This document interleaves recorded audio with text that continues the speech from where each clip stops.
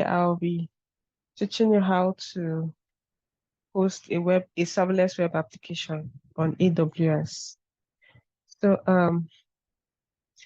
a serverless in AWS refers to cloud computing model where you can build and run applications without managing the underlying server infrastructure. In a serverless architecture, you don't need to provision, scale, or maintain servers. Instead, you focus on writing the code for your application's functionality mostly. Most AWS services are serverless services are Lambda, API Gateway, DynamoDB, and others. With serverless, with AWS serverless, or with AWS Lambda, for example, you can upload your code and the service will automatically execute it in response to triggers without needing you to manage servers. This approach offers benefits like scalability, cost effectiveness, and reduced operational overhead. And it helps developers deploy fast on AWS. So to get started here, looking at our diagram, this is the application we'll be deploying on AWS using serverless model. So this application is divided into 3 sections. So we have the front end and the back end and the API gateway. The front end consists of the Route 53, CloudFront, and S3 buckets. This is where we'll be storing our static files, our HTML, CSS, images, and videos, and others. While the backend consists of our DynamoDB, which is our database, and our Lambda functions. This post request and invoke request from the DynamoDB, our database. Then we have the API gateway. This API gateway joins the front end to the back end. So this ends up making our app on AWS. Then we have the users. So when the users communicate, when the users send a request, it goes through Route 53, which is our domain, and our domain provider, our domain service on AWS. Then CloudFront, which is our CDN. Then AWS, S3 buckets, and so on. So to get started, we'll log into our console, AWS console. Yeah, I'm assuming that we all have an AWS account. And the first thing, we'll be starting with our Route 53 configuration. So we go to our Route 53. This is for our DNS, our domain name. So if you have a domain name on AWS or on Namecheap or wherever. So if you want to create or have a domain name registered on AWS, you come to your Route 53, come to your domain registered domains, click on it, and click on register domains. Then you search. So let's search sugar. So it's going to bring up all the possible domain names. So sugar.com is already gone. So we have this other one. So once you select this, proceed to checkout and make payments. Now, in Route 53, we have something called the hosted zone. So if you buy your domain name on AWS, it creates the hosted zone for you automatically. But if you buy maybe your domain name is on GoDaddy or Namecheap or wherever, you can always direct it down here to AWS. So you have to create a hosted zone. To create an hosted zone, come to hosted zone, click on create, write the name you would like, and then public hosted zone. This is if you want to, you have to direct your domain name down to AWS. Then you create. So this private hosted zone is for internal services in AWS, internal configuration. So this is an example of one that I already have, that the domain, it was already created. So once you create your hosted zone, you copy this name servers and point it to your Namecheap or GoDaddy name servers. Now, once you create the hosted zone, we already usually have 1 and 2, just these two. So the next thing we would have to do now is to create a SSL certificates. So you come to your search button and search for certificate manager. Click on the certificate manager, and now we already have this created here. So to get your SSL, you click on request certificates, next. Then you put your domain name, yeah. So as based on what we already have, we have noban.com.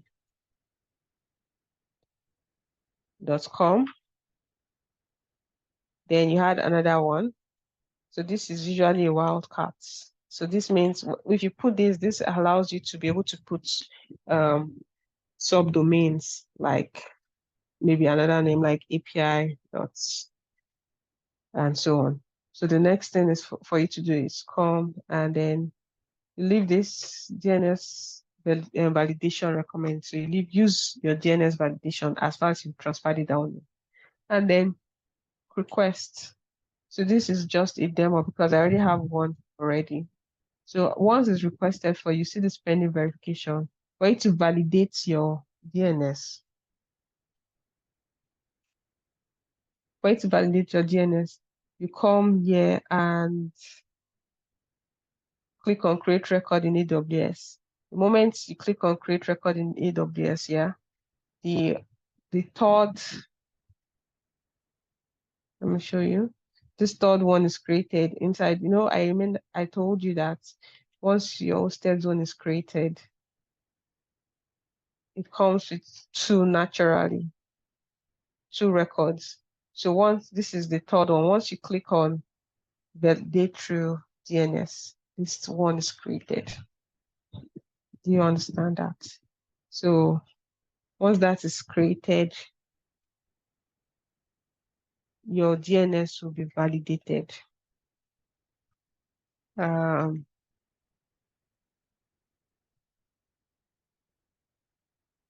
Just hold on.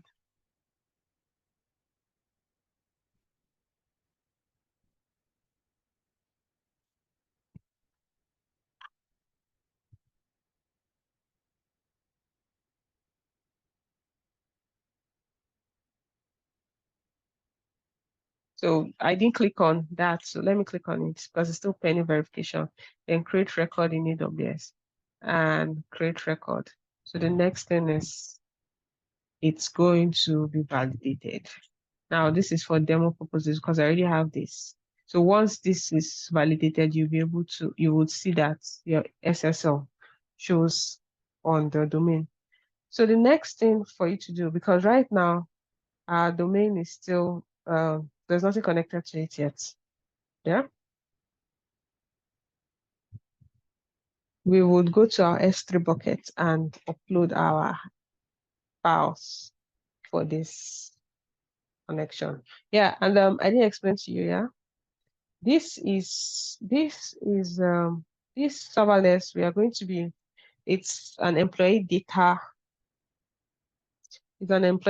app where employees get to impute their data into the site. And once it's imputed, maybe you impute your name and your age and your number.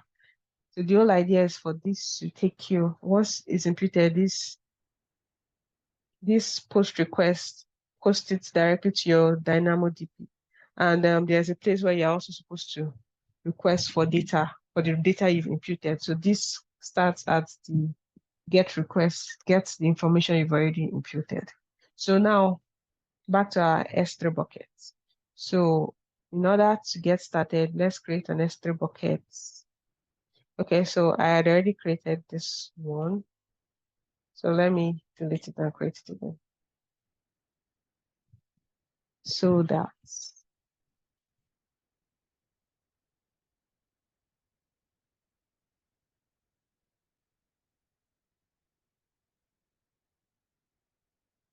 Okay, so it's deleted. So now we create an S3 bucket to host our static files.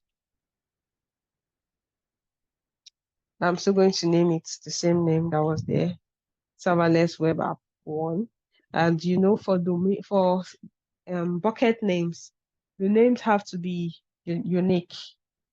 It's just going to be like your domain name, where one person just has one name per person. So you can't have several different names. So you have to create a unique name.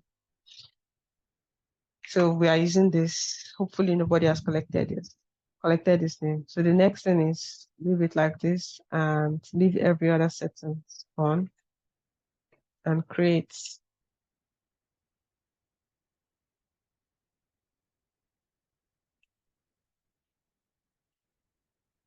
Now that has been created, we would upload my files.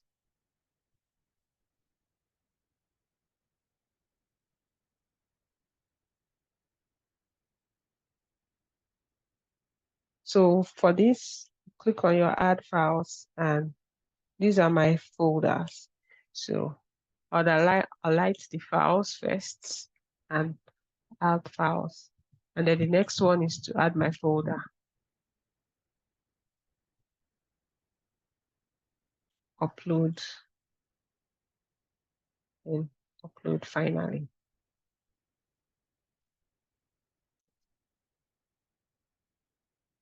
Now this will take a little while, so we just have to be a little bit patient.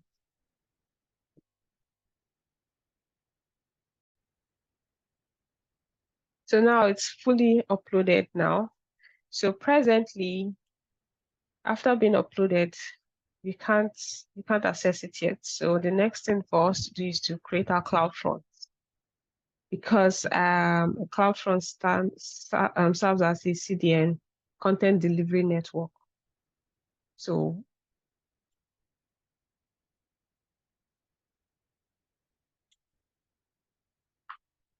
click on your CloudFront and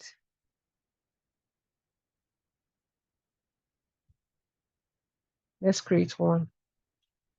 So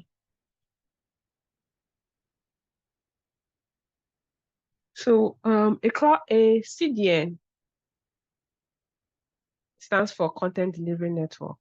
It is a network of distributed servers. It's a network of distributed servers that are located across various geographical locations, which helps latency amongst your users. So it helps deliver web content more effectively. So the primary purpose of a CDN is to reduce latency, improve website performance, and enhance user experience. So what we mean by latency is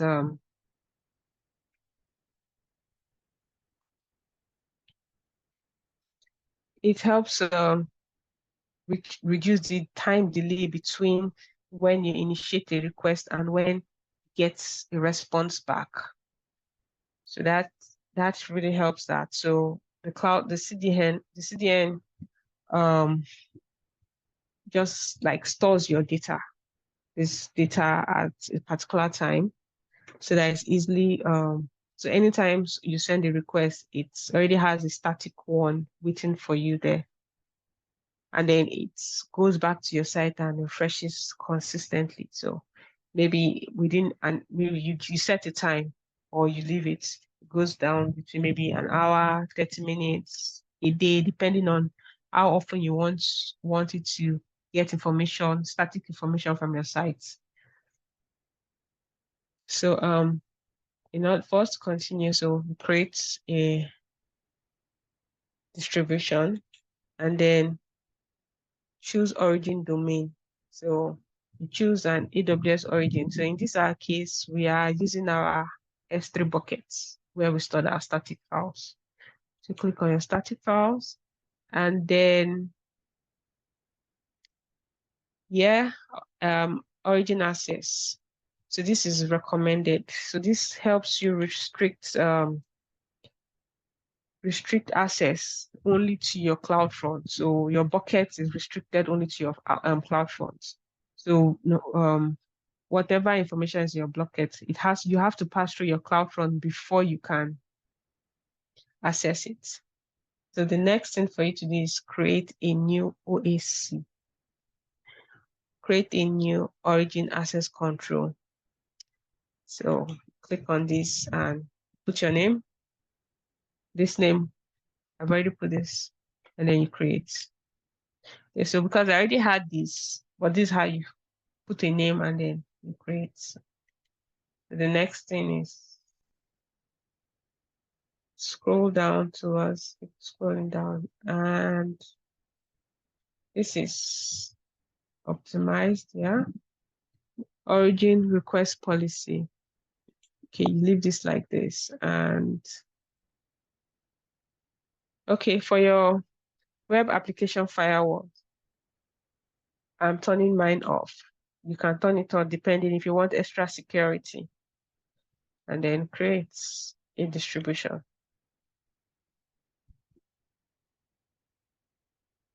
Now, after creating your distribution, you copy this policy because you have to copy this policy and send it to your and paste it in your S3 buckets. Yeah. So if in a situation, because this started popping up recently, so in a situation where you need to copy the policy in case if this does not pop up on yours, you come to, let's say, security, okay. Come to origins, edit, and click edit. You see, you're going to still see it here. So this is what you are going to copy. You copy this and go to your S3 buckets. So this is my S3.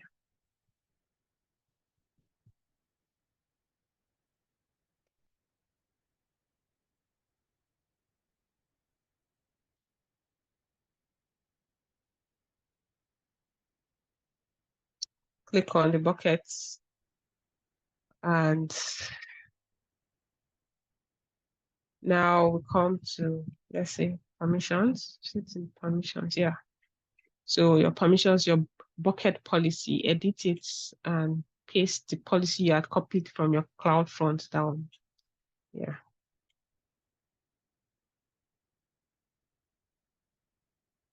Then save changes. Yeah, so this allows this policy allows access from your CloudFront to your S3 buckets. So back to our CloudFront.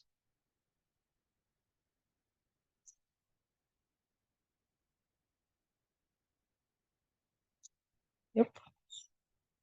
So the next thing for you to do is after copying the policy to your S3 bucket, you see this default root access object, this default root object here. You have to put something there. So the next thing for us to do is, yeah, you put your index.html, your homepage, whatever you call it. So mine is index.html.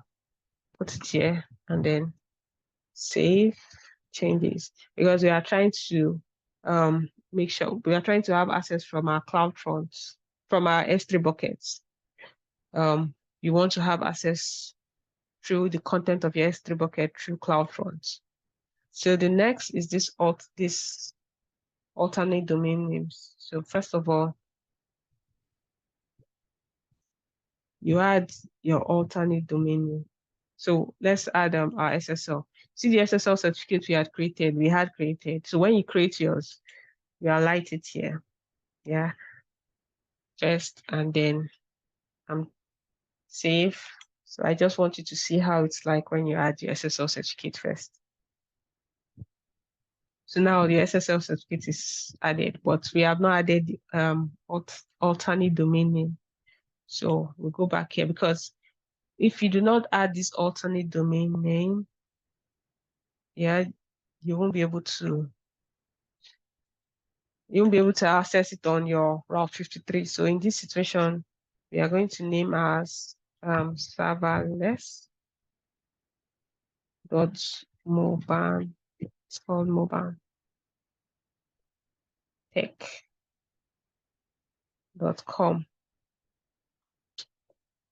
So that's added. So we save changes. Now that that's added, yeah, we go back to our Route 53 now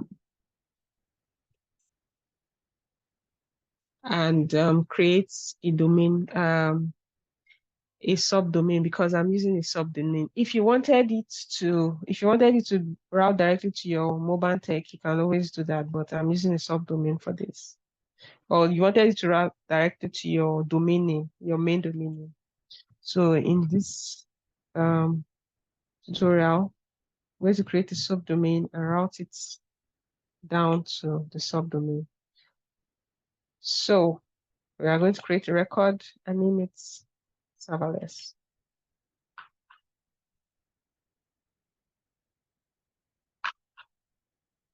Just like what was created there. And then turn this to your alias, change this from IP address, and to change it, you have to go to your alias. So once you click on the alias, you're going to see, choose an endpoint. So we use CloudFront, directly to our CloudFront now. And then we have the CloudFront created there, the serverless mobile tech created on our CloudFront.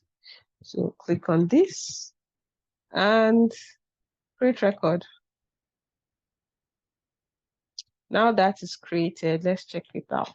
Let's check out our static website we've already hosted.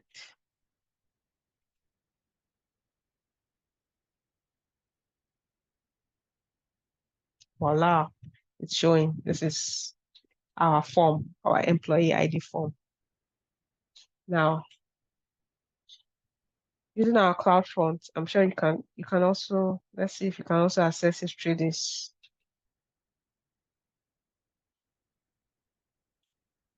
CloudFront DNS. So you can also access it through this. So now that our front end is completed, yeah, so you can see we've done our S3 buckets, our CloudFront, and our Route 53. You see, this is already configured. Now, if this, you could easily use this to host maybe a business site or something. This is completed. So the next step now is for us to do our backend. So we'll be working with our DynamoDB and Lambda functions. So the next thing for us to go to now is our DynamoDB. So we're going to search for DynamoDB.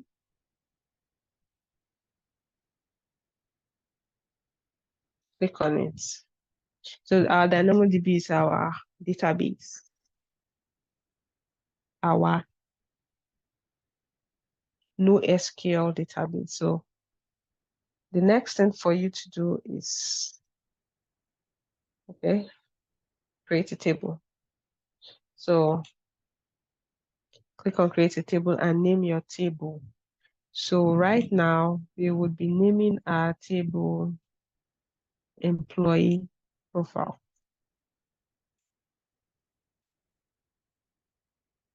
So that will be it. And then a partition key. We had our partition key.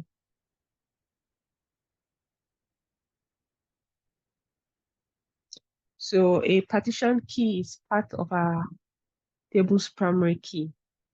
It is a hash value that is used to retrieve items from your table and allocate data across hosts for scalability and availability.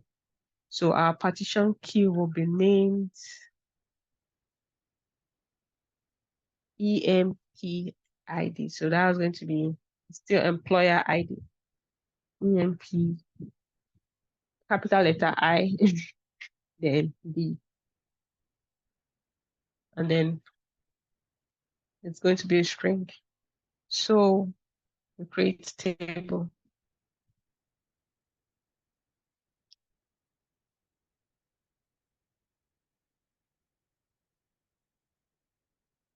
Now this is still provisioning. Okay.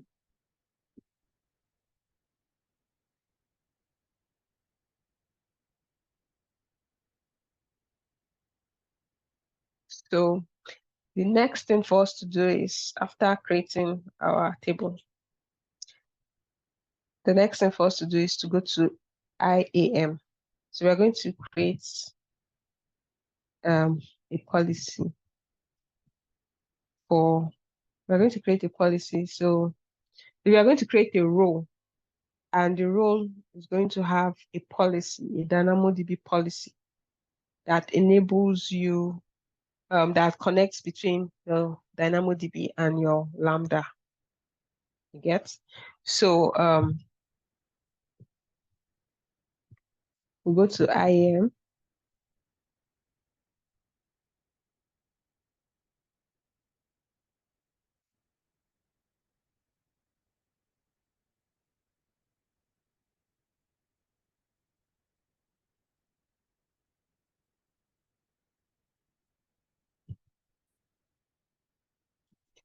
And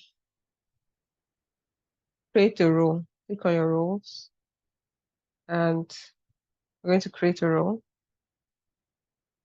So it's going to be an AWS service, and the use case is for our Lambda function. So this role is going to be able to connect to our Lambda easily. So the next, you click on next and give it a policy. So, give it permission, sorry. So we are going to call this, we are going to give this a DynamoDB permission.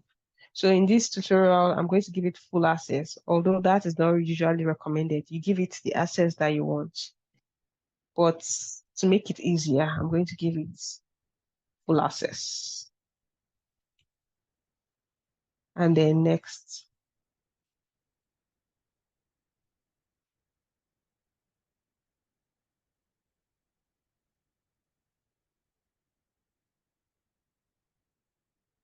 So the role name is going to be this, also serverless app. Let me call it serverless app 1, just like the way I've named our buckets. So create role. Yeah. So the next thing for you to do, for us to do is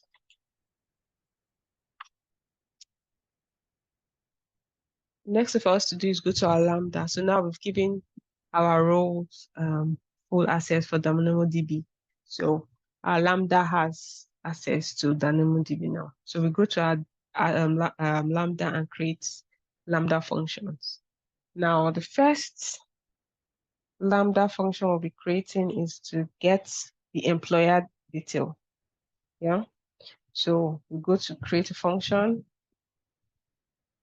and name it get employee. So create a function and name it get employee.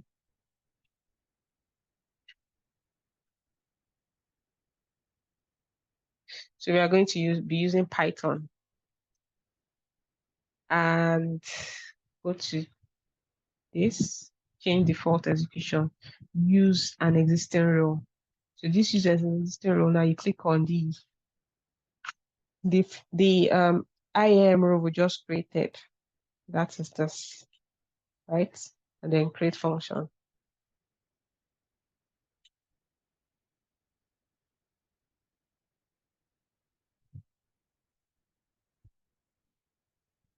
So still loading. So the next thing for us to do now is to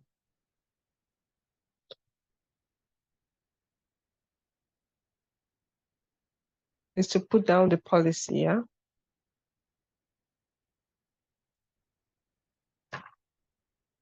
So scroll down.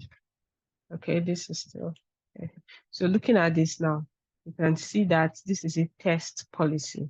So let's see, click on this one that's already here. Let's see what is going to show. Invoke. Hello Lambda. Hello from Lambda. So now copy this, remove this, and put this policy. This is our policy. So this is telling you that this is calling out using Boto3, and this is the DynamoDB, calling out our DynamoDB here, and it's telling you that the table is going to be called is employee profile table, and that let's see the name. Let's confirm the name of our DynamoDB, please.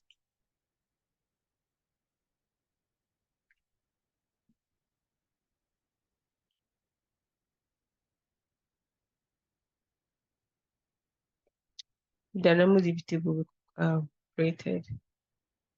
Yeah, employee profile. So yeah, it's telling you the name of the table we created. Yeah, this is where it's going to. It's telling you the name of the table we created. So it calls out DynamoDB. This is where it's going to be working on. So let's deploy and test and see if it's going to work.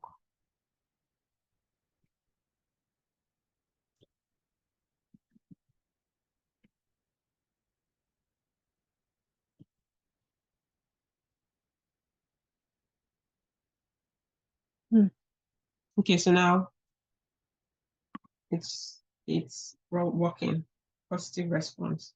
So the next one we have to create is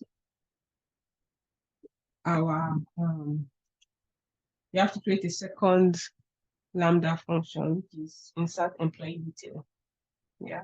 So the first one we did was to get the details after our users have inserted their details. So this is to get the function to get it. So the next function we have to create is the one to insert our details, like our names and the rest. So I'll go back to functions.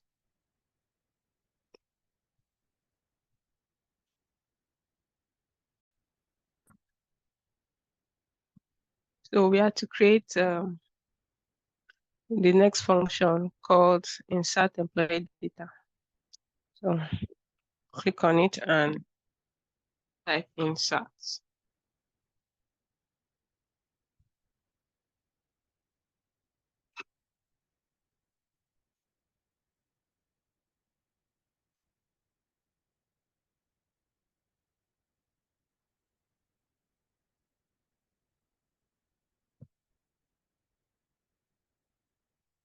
Then next we select our Python again.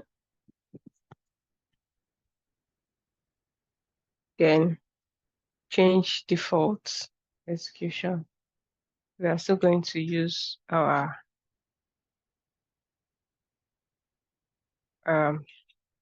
role, then create.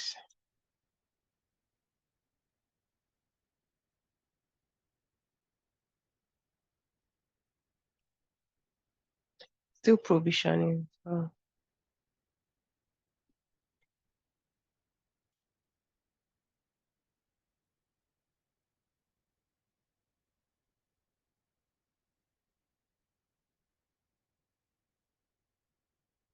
remove this and then paste this other one.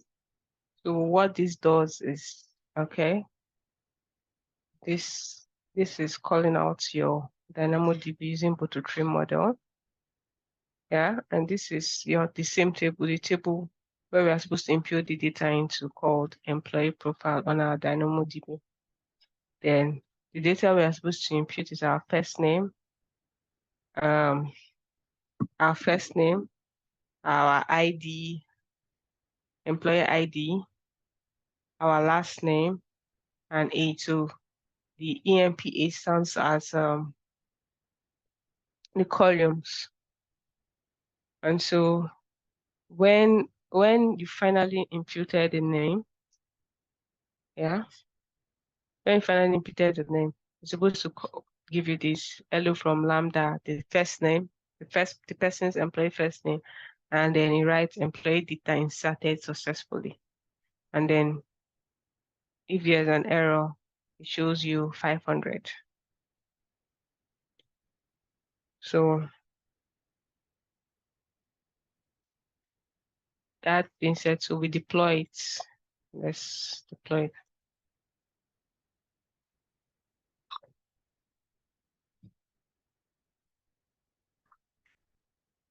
Now that it's deployed, let's do something. Let's test. So this is what we'll write this, let's call it tests, and then change this, put this. So this is the same employee ID data. So we want it to be the ID should be 001, the age should be 20. Okay, let's make this maybe 25, a legal age. Then the first name should be Sandra, the last name should be Williams. So save this, and then let's test it and see if it's going to work. Okay, so it worked. So we have hello from Lambda, Sandra. Hello from Lambda, Sandra. Employee data inserted successfully. So this works. So let's check our DynamoDB again to see if, let's see what we just imputed.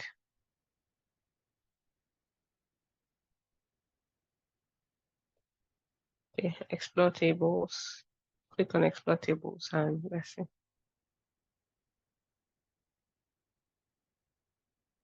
Okay, so that has created our table inside DynamoDB. So the EMP ID 001, age, the first name, and last name. So since the connection is working, now for us to be able to, so in this case, we've created both our, DynamoDB table, and then we've created our get request and our post requests from Lambda, and we've connected our Lambda to our DynamoDB. We connected our Lambda and DynamoDB together using IAM policy first, and then when we create our function, we are able to put in data. So the backend is ready and the front end is also ready. So the next thing for us to do now is the API gateway. So this connects the front end to the backend. So what we are going to do next is go to our API, search for your API.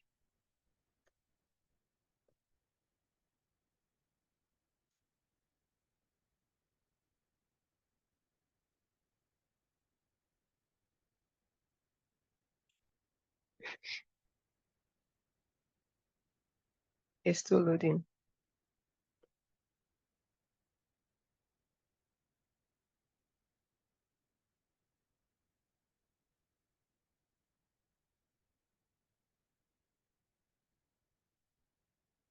So now that we're on the API GUI, so the next thing we check is, okay, so we have different types of API. We have the HTTP API, WebSocket API, REST API, and REST API private.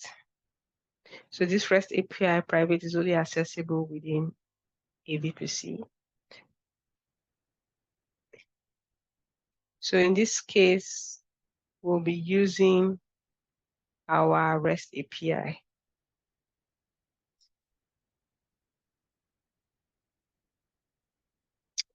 So if we are looking at it according to what is here, the HTTP API is to build low latency, and it's suitable for your auth2 and native calls. So this is more suitable. This is our web API. WebSocket API is more suitable for chat applications or dashboards. And so in this case, we are doing a request and response. So it's more suitable for control over request and response. So in this case, we'll be using our REST API, and we'll click on build. So we create a new API here and paste. Our employee name is employee. Our API name is going to be called employee name. So the next is for us to, we'll be using, instead of region, I'll be using edge optimized for this. So edge optimized routes APIs to the nearest CloudFront. And that's our preference right now. We want it to route to the nearest CloudFront. available. So we create an API.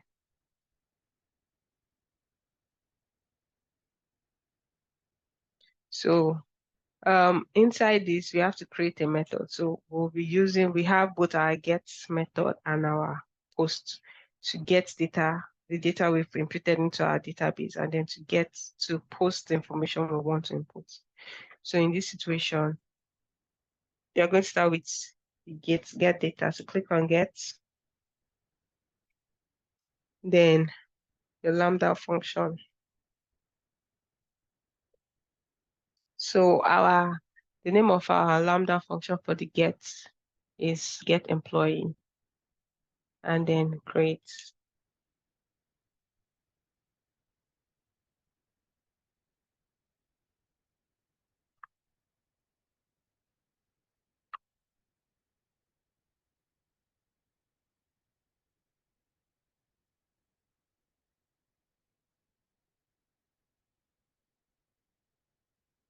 Okay, so that is created. So come again and create method again. This is for the post. So in this case, we click on post, method type post, Lambda function, insert employee data. So that is for our post, and create.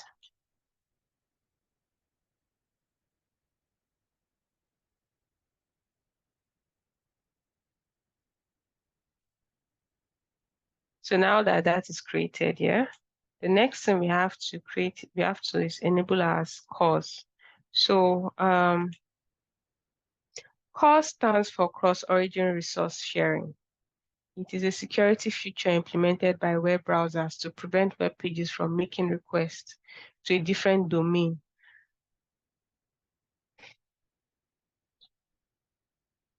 So a CORS is really important in this our setup because it is required by our CloudFront for a CORS to be enabled. Otherwise, we would not be able to access our web page.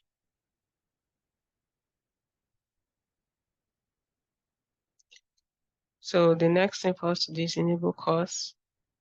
So since we are going to be using both get and post, that's the function we are trying to implement correctly.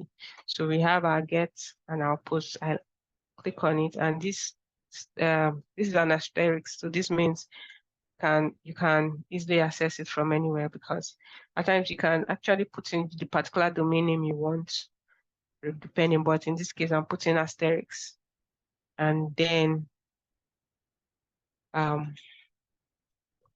save.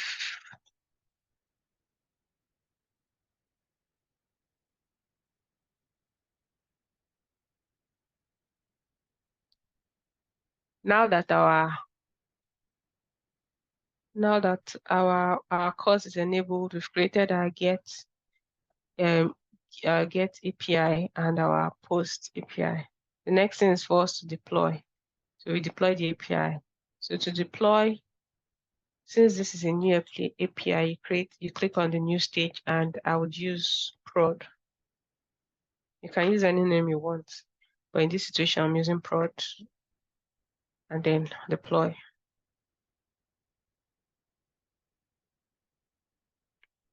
So this is being deployed. Okay, now it's active. It's been deployed. So this invoke URL, yeah, you copy this and take it to your code. So in this situation, let me show you my code.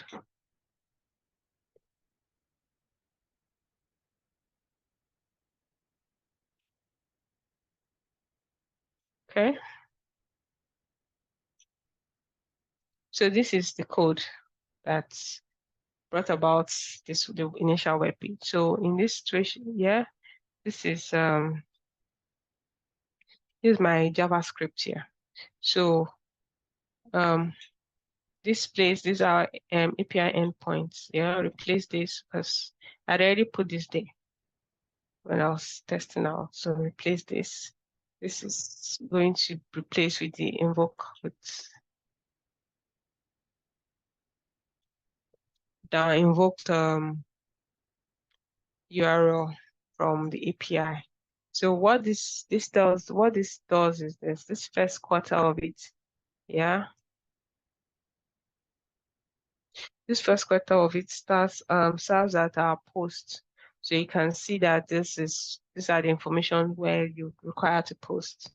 These are the requirements. So your first name, your last name, and so on.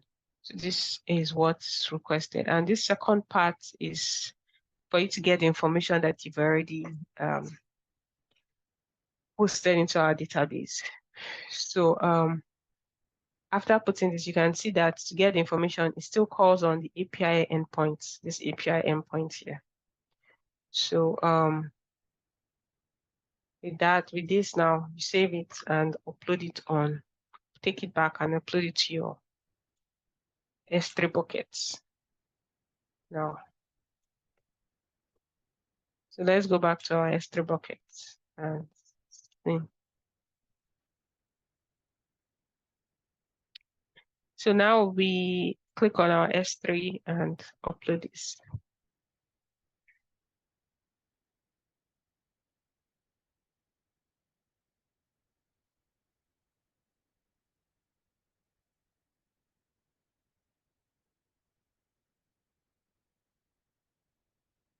So the name of our S3 bucket is Serveless Webapp 1.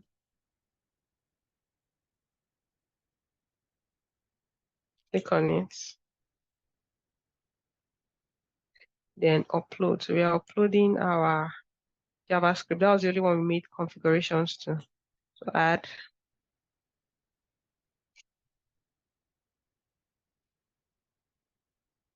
Yes, upload.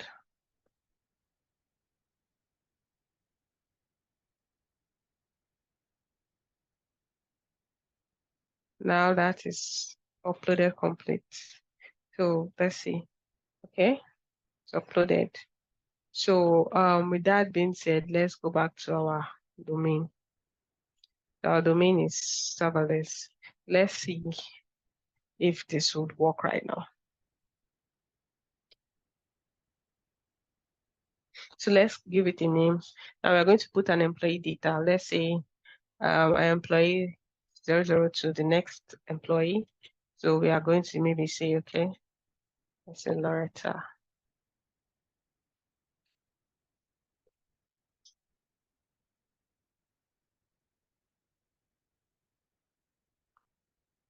Let's say age is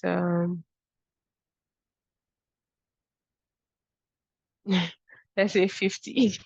Okay, 35. And then save. See, we have an error here. You get. So this error, let's try to debug it and see.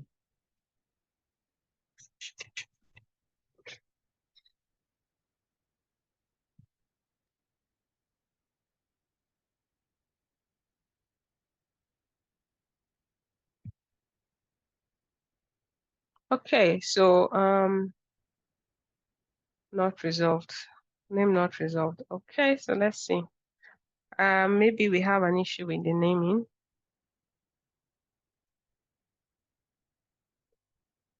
Let's go back to our S3 and see what it says.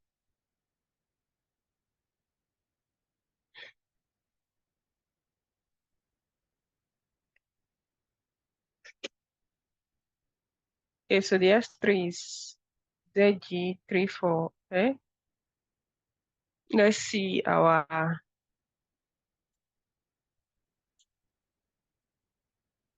API gateway.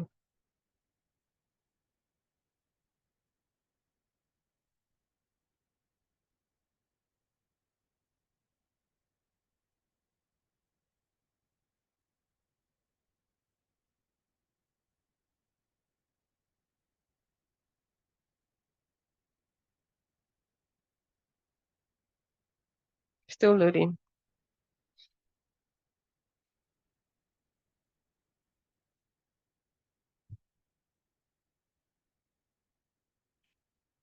pages, and let's see. Okay, that is it. So it's the same. So let's see. I think with this, let's go back to this. And let us redo this. Delete this course and let's redeploy it. So we're clicking on enable course and get and post additional settings. Let's do this. So this access control expose headers. Let us add, I would like us to add application.json. So if we look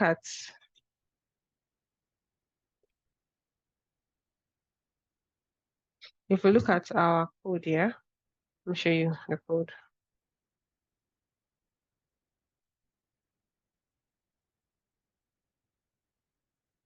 If you look at our code, we have this content type here. And this content type, you can see that it's telling you application.json. So copy this.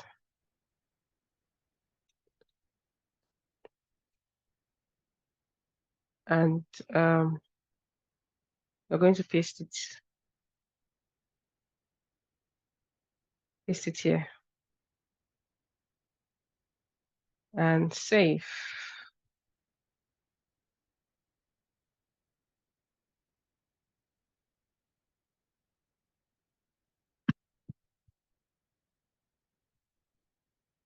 Now deploy again.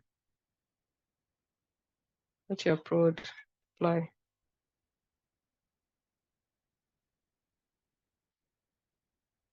Okay, we still have, let's see our second deployment. Okay, so now we've deployed, the second one has popped up. So let's still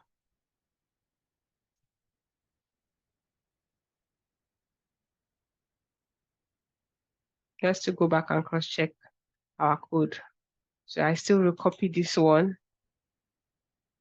I still recopy the URL and then back to our code.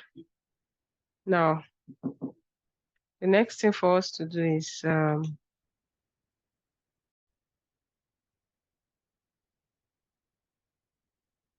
go come here and change this.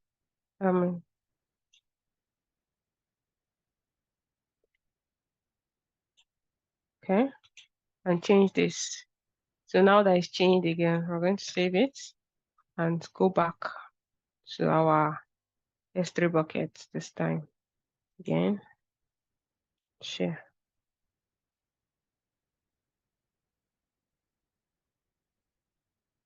Okay, our S3 bucket.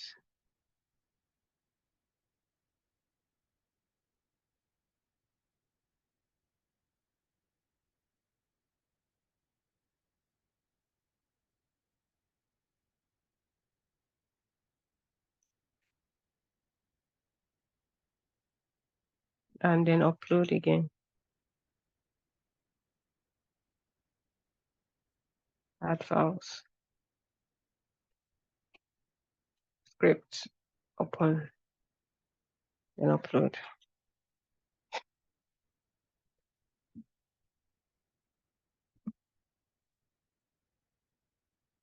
Now, remember I said your CloudFront collects your data and stores it already, yeah? So what we are going to do is let's go to our CloudFront and do something so that our changes will reflect very fast. Because right now, like I said, it takes minutes or hours depending on your setting. So in this case, I want to change it. I want to just do this briefly so that you can see the changes. You come to CloudFront, behaviors, edits.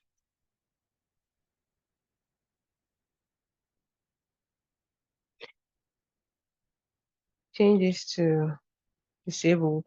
It's very important that you come back here and change it because the whole purpose of CloudFront will be defeated if you just leave it disabled. That means whatever change is made instantly changes. but it's advisable for it to have some caching time. So now we've done this change, and then we'll come back. Once this is changed, you'll see that it would work. So let's refresh this.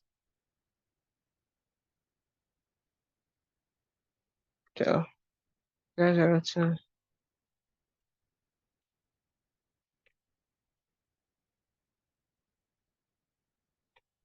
Modify, save changes. Now that it has successfully saved, so now let's invoke our previous ones. So now we see the first one we saved, Sandra Williams, and then we see the second one, Dorota Emina. So let us go to our DynamoDB, and let me show you. This is our DynamoDB, yeah? Let's run it and see our data. So we have this and this.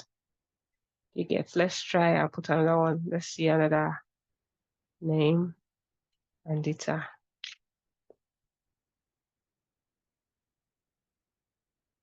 So let's say 003.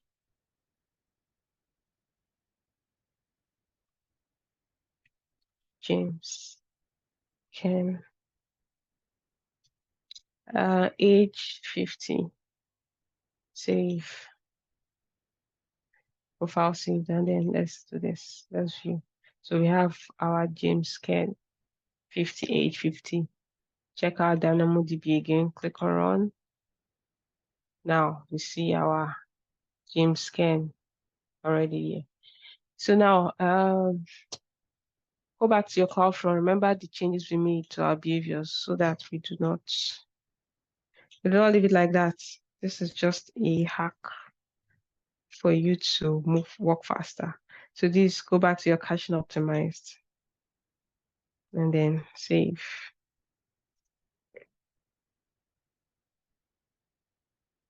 Now, I'd like to show you another error.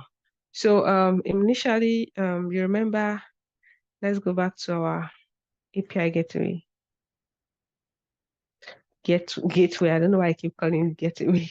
I think gateway sounds cool. Anyways, our API gateway console. And I really want to buttress on this right now, because if you do not make sure, I want to show you the error, because of our initial error, I couldn't buttress on it. So I'm going to delete this our course again and redo what I did the first time. It's deleted. So now look at this. Now create our course. Remember, I did this the first time, get and post, and just created it. I did not add any additional settings. Then save.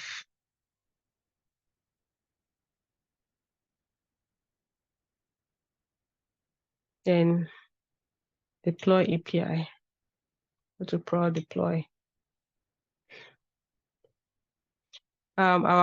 This is still the same. Our invoke URL is still the same. So let's go back to our profile and refresh. And let's try to put in another name. So we put 004 John.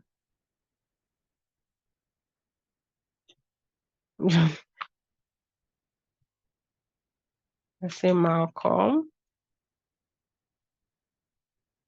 Then employee age 45. See, you can see this error popping up. Now I really want you to, because this is going to be an issue. It is important. So we inspect console and let's see the error. Okay, name no result. Why?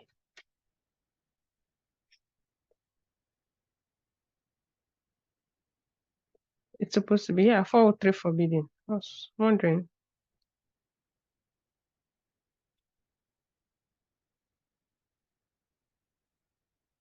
Malcolm.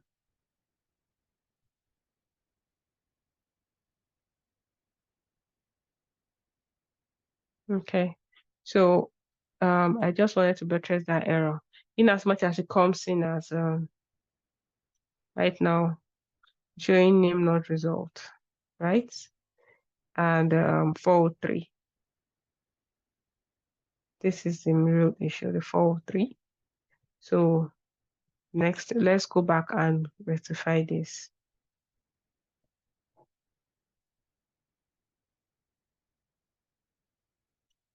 Our API gateway, so we go back and rectify it. So delete this. Advisable you delete the course right now, because I observed if you don't and you just update it, you're not going to get the result you want. So you enable this get and post this, add this, and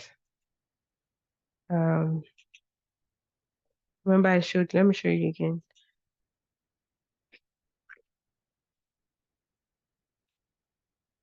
Get, okay, then copy this application.json, the content type.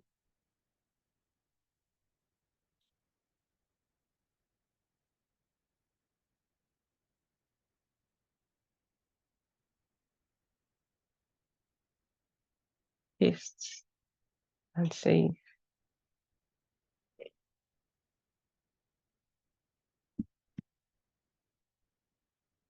Then redeploy to your prod. Okay.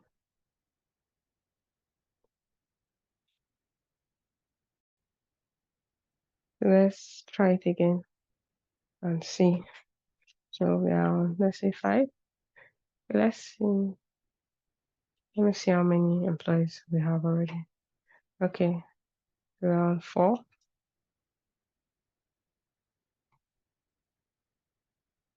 John, Malcolm,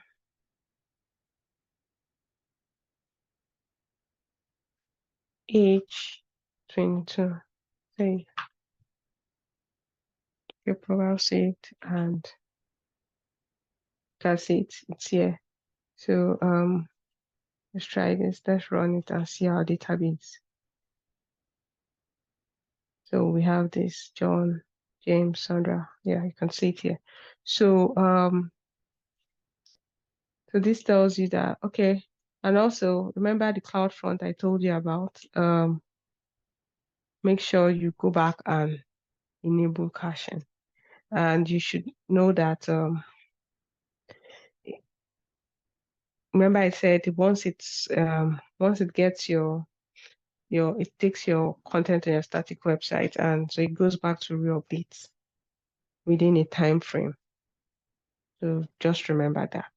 Well, our serverless is hosted completely. Thank you. Bye.